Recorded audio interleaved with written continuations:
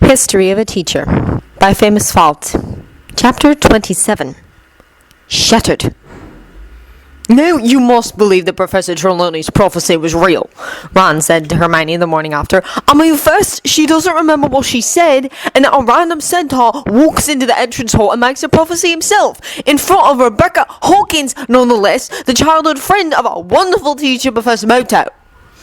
They were sitting in an abandoned classroom while the rest of the school was eating breakfast. The place was cramped with tables and other things of which Harry didn't know what they were. Darkness is among you, and sorrow is forging his army, Hermione repeated. Do you know how many people here are driven by sorrow? Neville, for example. That's why he is improving at such a fast rate.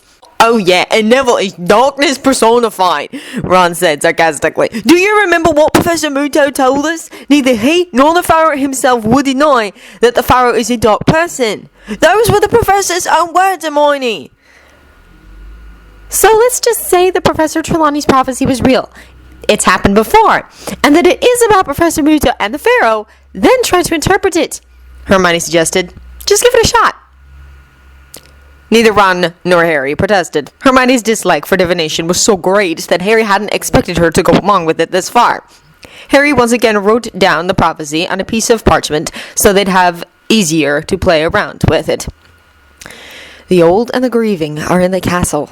They seek what destroys and anticipate its arrival, yet never will they find what they seek. Another loss will be suffered at the hands of the same. The possibilities are two separate ways. What one sees as a weakness, the others see as a strength. If they switch places, the darkness will return into his heart, and the grieving will lose his light. Underneath, he wrote the words of the second centaur. Darkness is among you, and sorrow is forging his army. This creature was one of the shadow creatures, wasn't he? Hermione asked, and Harry nodded. There was no doubt about it. The second centaur could under no circumstance be a regular centaur. He hadn't behaved like one, and no regular centaur would have shattered into small pieces of darkness. A stolen soul, Hermione sighed. No wonder he was so angry. I wonder why he caused such a commotion, Ron said. Do you think he wants us to know what's going on? Harry shook his head. No, I doubt it. Remember what the witch said? I think he was warning us. Harry pointed at the paper. The possibilities are two separate ways. Perhaps the shadow creatures know where they each lead to, and are trying to manipulate it to their advantage. And they want to destroy the powers of the shadows, Hermione sighed. But is it guaranteed that they all want that? Perhaps they are fighting amongst themselves. That's something we can't know, but perhaps it doesn't matter, Ron said with a frown. As long as they are convinced they can't do anything but wait, we should use their waiting to figure out what the hell is going on and what they are waiting for. Which brings us back to Trelawney's prophecy. How are you going to interpret it? Hermione wondered. Harry and Ron looked at her for a minute. What makes you think we know how to do it? Ron wondered, incredulous, and stared at the brunette. You are the ones taking divination, are you not? She said with a snappy tone. Ron and Harry didn't really know what to answer. I suppose we just have to guess our way through it, Harry said eventually. Go ahead, Hermione said distasteful and crossed her arms. The old and the grieving are in the castle, Harry said, and frowned. The old one is the Pharaoh, and the grieving is Professor Muto, since he's lost all his friends. Killed by Death Eater. According to what Professor Muto told Hermione, the Pharaoh would be 5,000 years old. That's old enough to be called the Old, Harry said, pretty pleased with his simple yet logical explanation. Ron nodded enthusiastically, but Hermione sighed. Let's just say that Professor Muto isn't the Pharaoh like he claims, which I can believe considering the way he talks about him. Then where in the castle would the Pharaoh be hiding? She wondered skeptically. Hermione, the castle is enormous. How could we possibly find anyone who hides inside it? Ron wondered, as if she was completely mental. The Marauder's map, Hermione suggested. Ghosts show up on it, don't they? She shook her head as the boys stared at her in disbelief.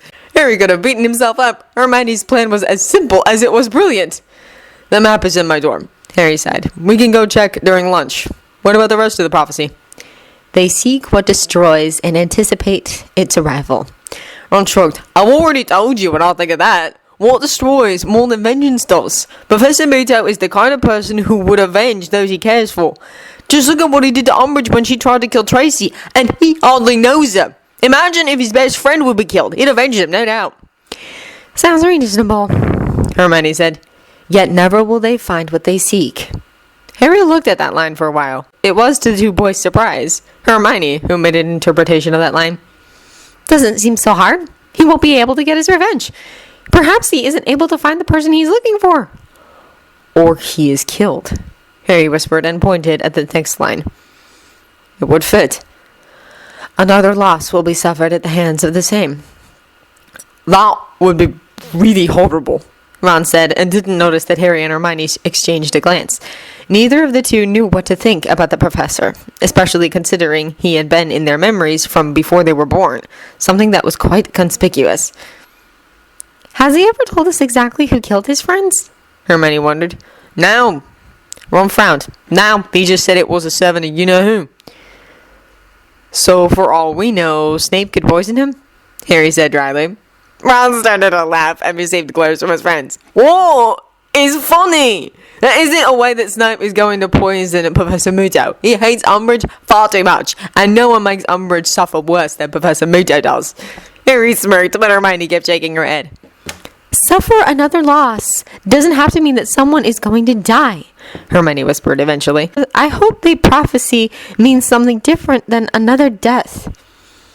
Ron and Harry sat silent for a while. They hadn't even thought about how ominous the prophecy was. They had seen it as a key to figure out Professor Muto's secrets, but in fact the prophecy didn't seem to be telling them anything new about the professor, but was rather telling them that the former king of games wasn't done suffering. Ron sighed, then smiled and said to lighten the mood, Don't worry, Hermione, you believe it to be rubbish anyway. Hermione glared at Ron and then read the last 3 sentences out loud. The possibilities are 2 separate ways. What one sees as a weakness, the others see as a strength.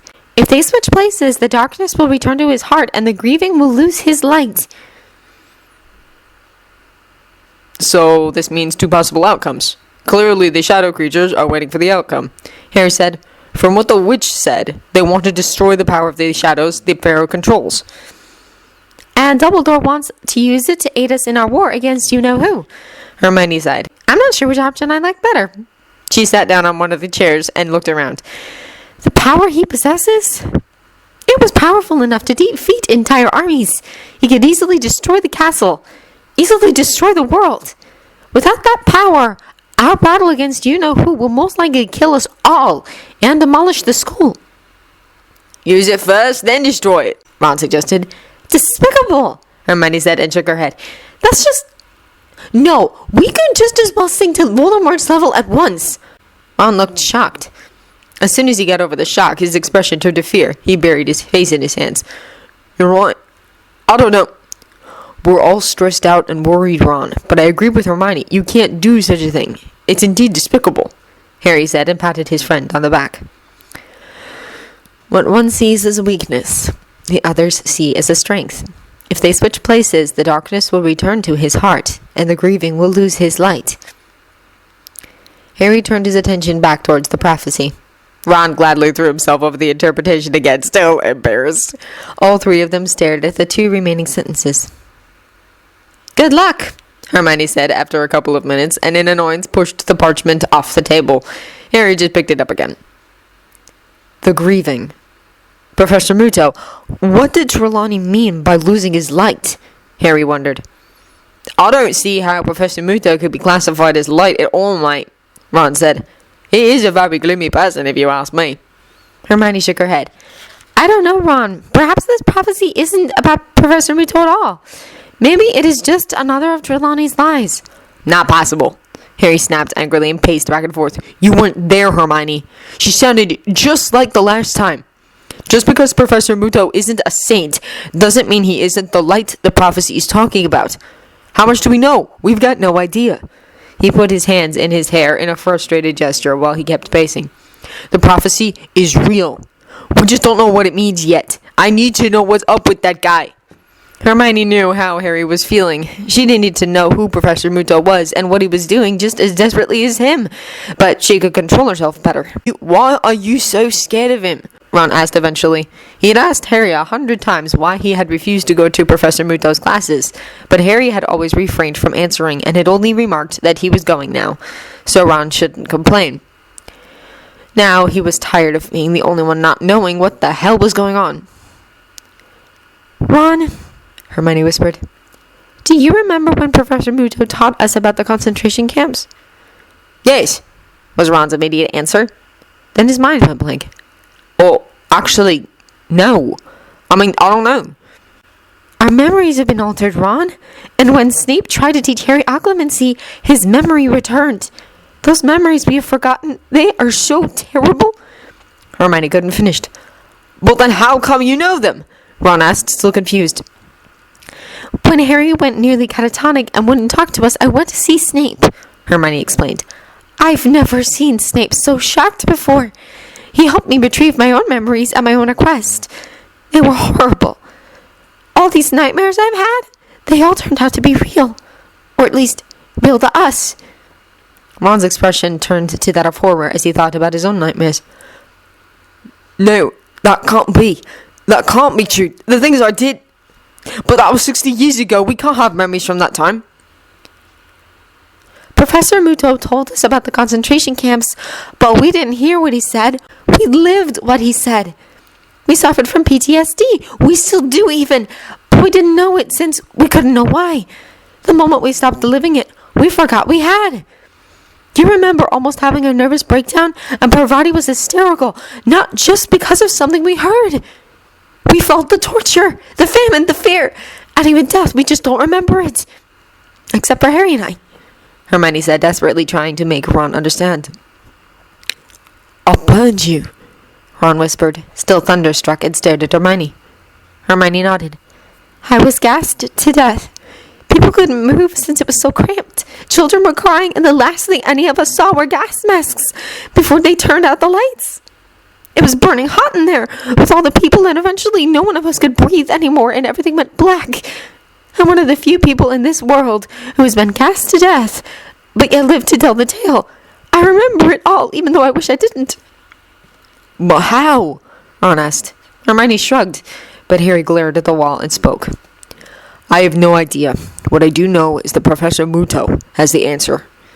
You know, he was there. He was supposed to help me learn occlumency. But when Snape penetrated my conscious and found those hidden memories, Professor Muto didn't even ask what was going on. He knew. You could see it in his eyes that he knew, and he was crying. He cried, and his expression was guilt. He was devastated, but all he told me was to go. Whatever happened during that lecture, Professor Muto didn't intend it. I suppose that the shadows did that. I don't know. What else could it have been? Professor Muto cried? Ron asked, incredulous. Hermione couldn't help it. She laughed. A short and broken laughter. Harry nodded. Yes, he cried. I can't get a grip around that, Ron said. No, Professor Muto doesn't cry. Of course he does, Hermione said. He's only human. Rebecca didn't get it. She could hardly do the stunning charm. How in the world was she supposed to do the Patronus charm? Especially when Harry kept reminding them that producing a Patronus in a right classroom was completely different from conjuring one while being confronted with a Dementor. Naturally, Rebecca had been the only one without the slightest idea what a Dementor was, and when she asked everyone, just stared at her. What? She had asked them, not appreciating the stares. Harry had calmly explained it to her, and when she knew what a Dementor was, she hadn't exactly found it any easier to produce a Patronus. The subject on the second centaur had become banned. It was Ferenz who had told his students that if anyone wanted to know what the centaur had been doing there, they could talk to him. Surely the other students were more wary around Rebecca, but at least they didn't ask questions. Rebecca knew she should have gone to see Ferenz, but she hadn't. She didn't really want to know. Harry had showed them his Patronus, and Rebecca had to admit they looked impressive. So each and every DA member worked on his or her Patronus like animals, every lesson again and again. Tracy only needed 2 lessons before she could show off her Patronus, which to everyone's great surprise was a dolphin. For some reason, Rebecca had expected it to be a wolf, but then again, Tracy actually didn't like being a werewolf, and having a wolf as Patronus would have been some sort of evil joke. Luna also learned fairly quickly, and a shimmering blue hair sprouted from the tip of her wand. Peter had to struggle to learn it like most others. You have to think about something happy. The best memory you've got, Harry reminded them. And that was the problem. Rebecca didn't have that many happy memories. Every time she thought about her friends, she was reminded about their cruel fate. She has some great memories from the summer after they defeated Leviathan, but she couldn't stick to those memories. Her mind wandered on. When Hermione's silver otter gamboled through the air, Rebecca had had enough. Rebecca concentrated on the promise she had made Yugi, that one day she would duel him again. There had been so much hope in that promise. She had dreamed of that, longing to fight Yugi again. "Expecto Patronum!" she yelled, and the entire room fell silent. It was common knowledge that a Patronus took the form of an animal. Any animal. The silver figure in front of Rebecca was no animal. Rebecca gawked as in front of her luster dragon number 2 appeared. He was, without a doubt, a Patronus. Yet he also was, without doubt, a direct copy of luster dragon number 2. Rebecca wasn't sure she liked this turn of events. The huge dragon turned to look at her, then dissolved. Everyone still stared at the spot where the dragon had floated in midair. When he was gone, they looked at Rebecca and said, "That's not possible!" Lavender cried out. "Yes, it is," Hermione said calmly, and to Rebecca's relief, everyone stared at her instead. Rebecca's magical abilities were latent for such a long time that they have developed differently from ours. It's no surprise she has an unusual Patronus. The history books are filled with people whose ability was latent for too long, but later turned out to be able to do extraordinary things.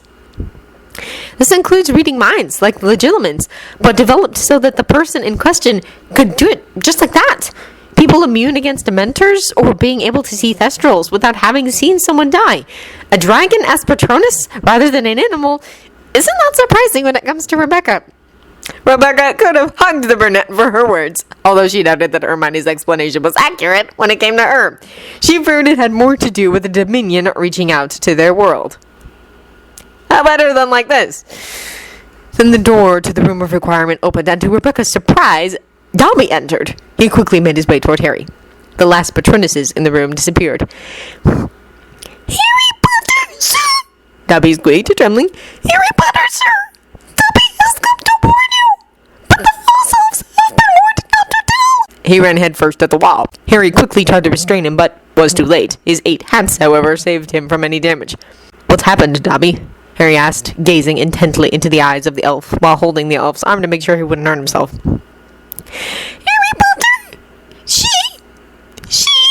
With his free hand, Dobby grabbed one of his earrings and started pulling at it. Before Harry even had the chance to react, Rebecca's voice went through the room sharply. No one else but Dobby understood, since Rebecca spoke Japanese. "That would be a disgrace, Dobby!" The elf stopped pulling at once. "Excuse Dobby?" The elf still spoke English. "You received that gift of a 5,000-year-old pharaoh as a token of friendship. Hurting yourself with those would be disgracing Atem, yourself, and most importantly, the friendship you share. It would be a despicable act." Dobby stared at Rebecca wide-eyed, and then nodded slowly. "Yes, Rebecca Hawkins is right. It would be. With those words, Dobby ceased all attempts to harm himself. "Who is she, Dobby?" Harry pressed on, after giving Rebecca a grateful yet troubled glance. "Umbridge?" Dobby nodded. "What about her? Dobby, she hasn't found out about this. About us. About the TA." Dobby didn't need to answer. It was written all over his face. "Is she coming?" Dobby held. "Yes, Harry Potter, yes!" Everyone gazed at the elf, petrified. "What are you waiting for? Run!" Harry bellowed. They all ran head over heels towards the exit and sprinted through the corridors. Rebecca kept running, uncertain about where to go. She was one of the last ones to get out of the room of requirement, and together with Peter she headed for the dorms, taking a detour to stay out of the obvious paths. Unfortunately enough, their persecutors had counted on that, and soon Rebecca and Peter were being followed by Millicent Bulstrode. A trip jinx missed Rebecca by a hair, but when she turned a corner she ran into Crabbe, who with a surprising amount of conviction yelled "Impedimenta!" and hit Rebecca straight in the chest with a jinx. Rebecca couldn't move anymore. Crabbe repeated his spell and hit Peter on his shoulder, knocking him backwards. Millicent walked towards them and smiled. "I believe that will be detention for you." Yugi had no idea why he had been called into the headmaster's office. There had gone several weeks since his confrontation with Umbridge, and he doubted it could be about that. The only thing Yugi could imagine was the Mystic Horseman, and he wasn't sure he liked that. He just calmly made his way up towards the staircase, wondering why. It had been slightly odd that it had been Madame Hooch who had sent him the message, telling him that the headmaster wanted to see him, and on such a short notice of time. Without being all too suspicious of why the door was open, he knocked and received a muffled, "Come in," and only vaguely noticed that the voice didn't quite sound like that of the Dumbledore. He entered the room and was surprised to see all the people there. McGonagall was standing next to Dumbledore, looking rather angry, although she tried to hide it. Professor Dumbledore was sitting behind his desk, with serene expression and his hands folded, although his expression turned to surprise when he saw Yugi. A young man who couldn't be anything else than a part of the Weasley family was standing close to the wall, holding a quill and a scroll of parchment. Two men were standing next to the door, like guards. One was tall, with dark skin, and the other had wiry hair and looked rather tough. The man who was standing next to the fire, Yugi did recognize. He had seen him several times in the articles of the Daily Prophet. It was Cornelius Fudge, Minister of Magic, and at his feet sat a house elf. "What?" Yugi started, but when he saw the anger in McGonagall's face turn to alarm, he cut himself off and looked behind him. The wizard with the wiry hair had raised his wand and was aiming for him. Yugi dived to the side, and the full body-bind curse missed him. Yugi hit the wall next to the redhead with a quill. "What the hell?" he breathed as he crawled to his feet. "Don't move," the dark-skinned man said, while Yugi straightened himself. The Japanese ignored that man and looked at Dumbledore. "What is going on here?" "Yugi, for your own good, do as they tell you. They won't hesitate to harm you." On the surface, the headmaster sounded calm, but underneath, Yugi heard a plea that he would listen to the headmaster's words. "Immobilus!" the tough-looking man yelled and hit Yugi full in the chest. For a second, everything went cold and his vision dark. When his vision returned and the cold disappeared, he tried to turn his head to glare at the man who had cast the spell, but he couldn't move anymore. "I can't move!" Yugi told Atem, alarmed. "Not a finger!" "What is going on?" Atem asked him, and the spirit showed up next to Yugi. Then the elf began to squeak. "He is there! He is there! Lucy sees him! He is there!" Cornelius Fudge looked at his elf in appreciation. "Where, Lizzie? Where?" The house elf pointed to the spot where Atem was standing next to Yugi. "They look alike, but he's more scary." "Where's the Horcrux?" the minister asked eagerly. Lizzie pointed at the Millennium Puzzle. "He is in the thing!" Yugi had 1,000 questions and 1,000 unfriendly things to say. "What's a Horcrux, Lizzie?" Atem asked with a smooth but dangerous tone. "Cornelius Fudge, sir! Can Lizzie say something?" Lizzie wondered shyly and looked up at the minister, who was looking rather smug. He was clearly enjoying himself. Professor McGonagall was talking to Dumbledore, quickly and with low voice. From her tone, Yugi could tell that she was upset, disbelieving, and slightly frightened. She cast the puzzle a wary look, but shook her head. The minister looked at his elf, and for a moment, Yugi thought he'd tell her to shut up, but instead he nodded. He wants to know what a Horcrux is! "Cornelius," Dumbledore said with a low voice, "allow the two of them to talk for themselves. It is their right." The minister turned around with fire in his eyes. "You know about this?" he yelled, accusing, and pointed at Dumbledore. "You have known all along that this man was in possession of a Horcrux and you didn't tell anyone. That's against the law." Dumbledore remained calm. "Let them speak, Cornelius." The minister first glared at Dumbledore, then at McGonagall, who nodded, then at Yugi, then at the two at the door, and finally at Yugi again. "Listen to me," he said eventually, and spoke directly to Yugi. "I will tell my employee to release you from the freezing charm, but instead he will bind you with invisible ropes. If you move during that process only once, we will use methods that could turn out to be lethal." McGonagall made an angry noise. "Minister! He's barely an adult! You can't do such a thing! He's never harmed anyone!" Atem hissed and looked at Lizzie.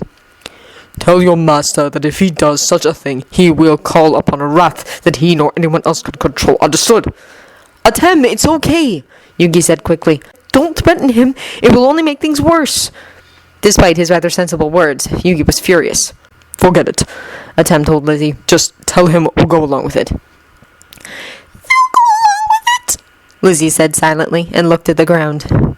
Yugi was grateful that he could shift himself slightly so he could see the whole room and not only the headmaster and the minister. Within a second, however, he felt invisible ropes tighten around his body and found it hard to breathe, but ignored it. "Are you Yugi Moto?" Cornelius asked him with a hostile tone. "Yes." Yugi answered. That would be me. Ropes tightened around his body and found it hard to breathe, but ignored it. Are you Yugi Moto? We have received a tip from a reliable source that you do. That would be hard to tell, Minister, Yugi said, not able to refrain from speaking the title with scorn. He felt the ropes tighten, and he turned his head to glare at the man with the wiry hair. The ropes loosened a bit. I have no idea what a Horcrux is. A Horcrux is the darkest kind of magic. By an act of evil, you rip your soul in half and lock one of these pieces in an object called a Horcrux. This makes that even if you were to be killed, you wouldn't die since a part of your soul still lives on. However, such an existence can hardly be called for alive, the headmaster explained. Thank you, Yugi said, then turned to the minister. No, I am not in the possession of a Horcrux. The artifact around your neck contains a soul. Don't try to deny it. Cornelius spat and walked closer to Yugi. I didn't deny it. I denied having a Horcrux. The soul in the puzzle is whole and was put there as a sacrifice, Yugi said, sounding calmly, although his fury could be seen in his amethyst eyes. You see, Cornelius, Professor Muto is possessed. He has nothing to do with Horcruxes, Dumbledore explained calmly. Possessed! The minister yelled, raving mad. I know he is possessed! What I don't know is how you could allow a possessed person to teach at Hogwarts. Are you insane? He could have killed the students! Well, Cornelius, you have been telling everyone I'm insane since the beginning of the year, so I hardly need to answer that question, Dumbledore said with a pleased smile. In addition to that, I have met the spirit possessing young Mr. Muto, and I must say, although he is hardly friendly, he is of no harm, as long as you are on his good side, and I must say, I believe the students are the only ones here who are on his good side. A possession is a possession, Fudge spat. Well, that's just it. A regular possession is indeed dangerous for the people around, and most of all for the person possessed. The possessing spirit tends to be a rather dangerous being, as he is heartless enough to take someone's life away. At those words, Atem looked away from Yugi, and Yugi realized that even after 8 years, Atem still felt guilty for taking Yugi's life in such a way. You shouldn't feel guilty. Every day I am reminded of what I did to you. Had I not endangered our life, everyone you cared for would still have been alive, and you wouldn't have been here. You wouldn't have been put through all that suffering. I only destroy things, Yugi. Yugi didn't know what to say, and Dumbledore just went on. But in this case, the spirit of the puzzle was forced to share a body with Yugi, and he has told me that he is well aware that this isn't his life, but that of Yugi. Yugi laughed, short and harsh. That sounds like him, all right. Everyone ignored him, except for Professor McGonagall, who looked at him with weary and sad eyes. The bond these two share is not understandable for someone who hasn't experienced such a bond himself. They are closer than brothers, closer than partners, even. It remains a possession. Lizzie, take that puzzle. The minister ordered cold-hearted, and Lizzie slowly approached Yugi. Partner? Atem asked worried. Go ahead, Yugi said, and retrieved to his soul room. The minister's eyes widened as he saw the change, and Lizzie hastily ran back to her master's feet. Professor McGonagall inhaled sharply and clasped a hand over her mouth, now that she could see it too. Atem didn't speak. He just glared at every person in the room, waiting for someone to say anything. Who are you? The minister asked eventually. I am the darkness you sense, Atem said with a smirk. I am little else but a dark and tortured soul, used as a willing sacrifice to lock away that darkness, tasked to destroy it. When having done so, I will be allowed to pass into the afterlife. What sort of darkness? Cornelius asked. Sweat was starting to appear on his brow. He was quite clearly scared, although Atem was bound. The darkest power that exists in this world, darker than anything you can imagine, and once used to rip people's soul in half, and to punish those weak of heart.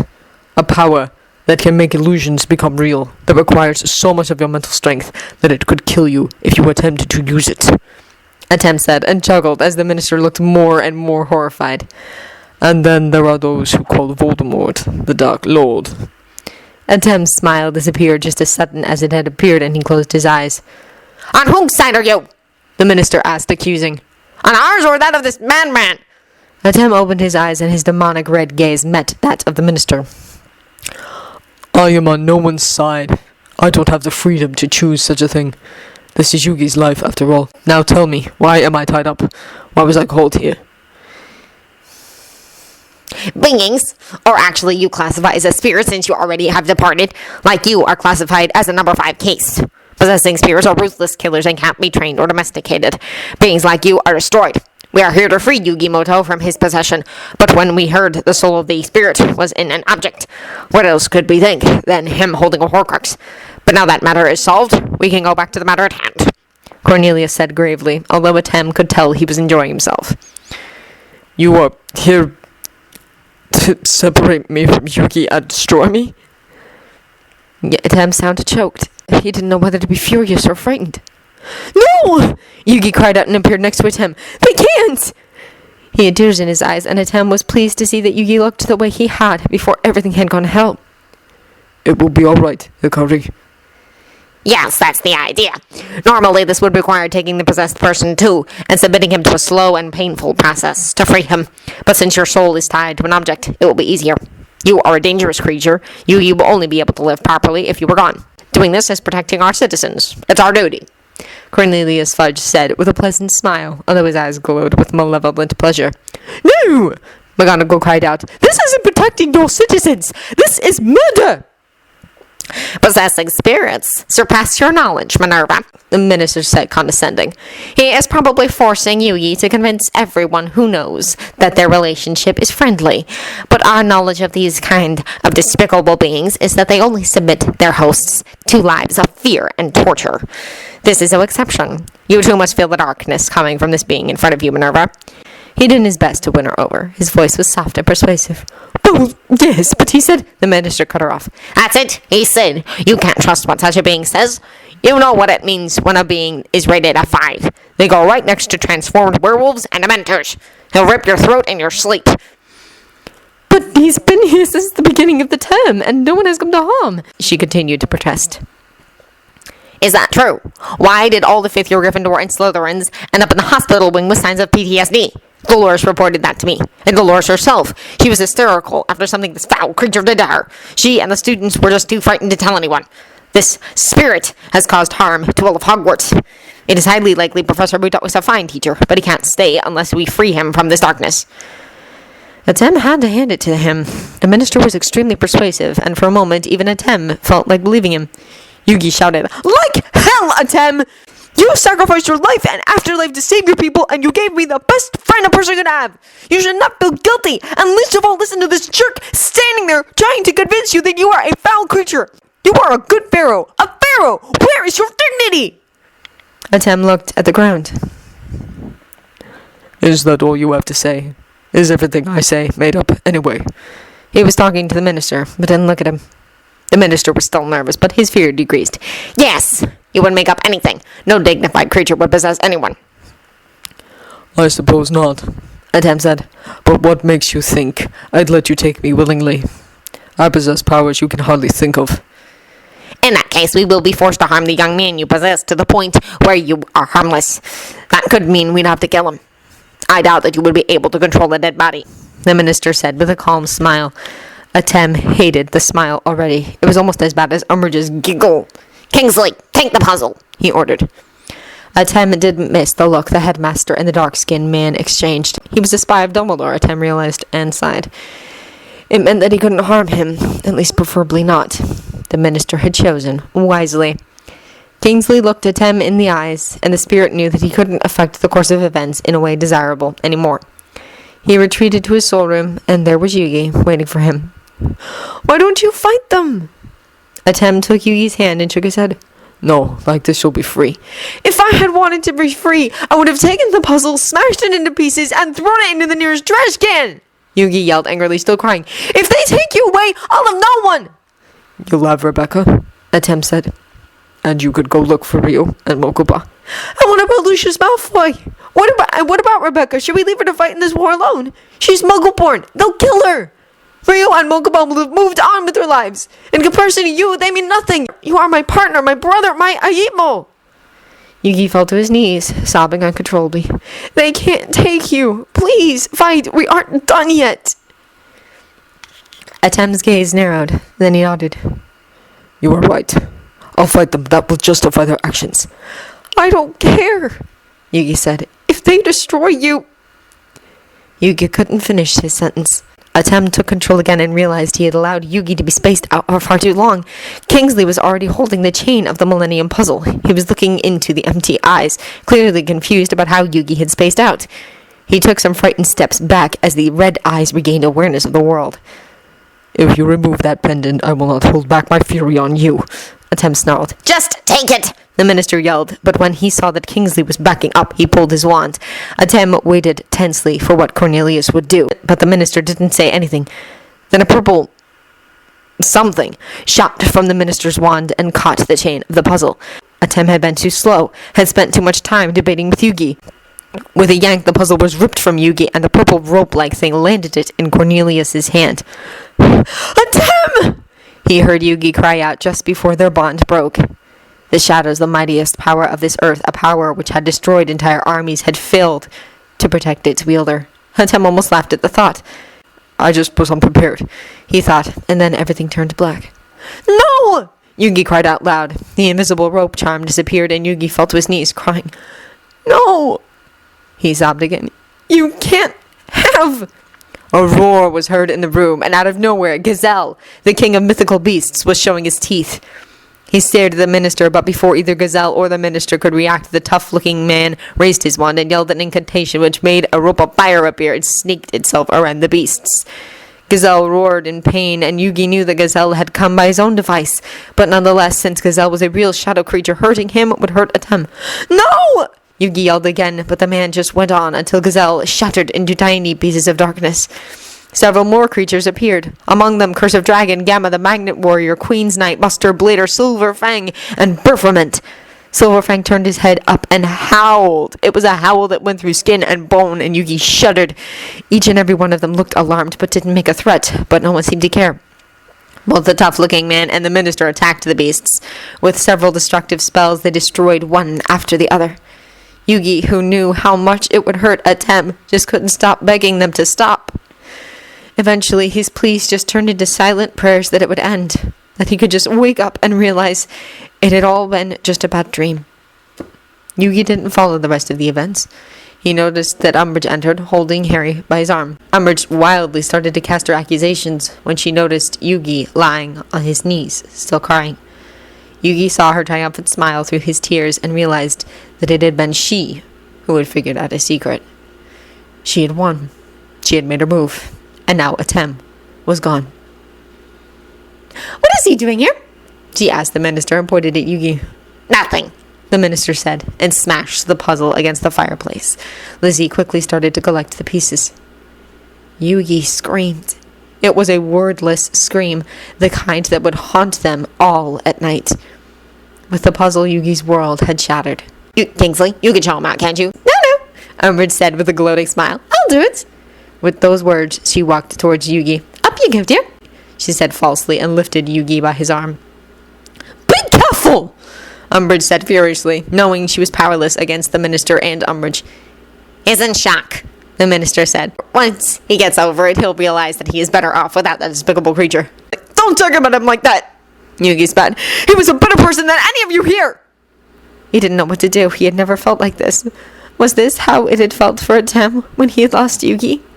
This kind of suffering, Yugi couldn't stand it. He lost the person who he had cared most for. As Umbridge dragged him to his feet like a rag doll, his gaze met Harry's. The student was in just as much shock at seeing what he saw as McGonagall. Yugi closed his eyes and allowed himself to be led outside by Umbridge. She followed him out the office and down the stairs past the gargoyle. I won, she whispered and let go of Yugi. He sagged to the ground there and buried his hands in his face. Yeah, she had won.